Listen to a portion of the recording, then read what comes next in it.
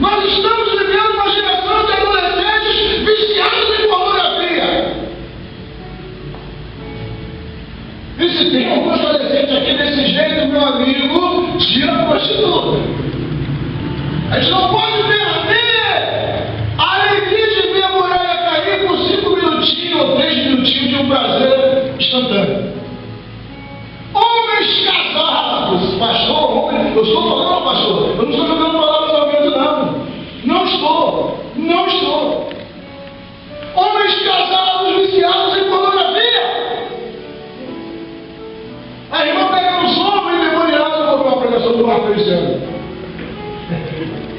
Aí senta lá, Marco Feliciano, começa a assistir. Daqui a pouco, garotinhasbonitas.com. A dona está. E a prostituta entrando. Só que com Deus não existe mágica. Não existe pode pipi. Porque daí o milagre acontece. Pede o guardanapo suadinho do pastor, que a bênção vai acontecer. Você vai ficar com eu sozinho lá para avançar.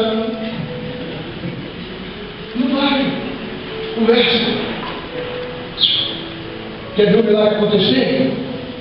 Ali na sua vida com essa palavra. Na carinha mesmo. Toma atitude, mas toma atitude. Primeiro, quebra as maldições. Depois, tira a mesma prostituta. Eu não sei, mas Deus sabe. Deus sabe. Eu vou dizer uma coisa para você. Digo isso na autoridade do profeta de Deus. Que quando você não tomar uma atitude, vai tocar em cruz vazada, vai empurrar a muralha, vai pisar em tapete de fogo, mas nada vai acontecer. Porque a minha Bíblia diz que nós servimos a um Deus zeloso e a glória dele, ele não divide com ninguém. Oh, Deus. Não divide com ninguém.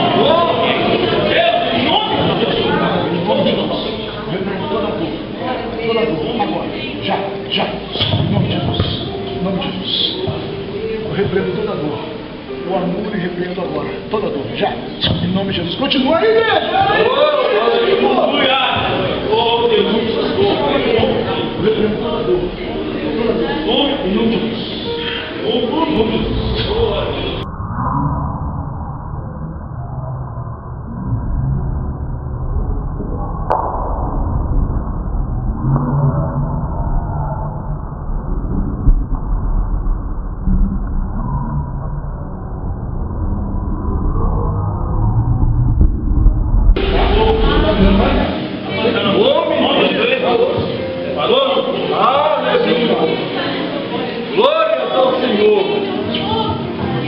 manda fogo, igreja. Ela falou que já parou de doer.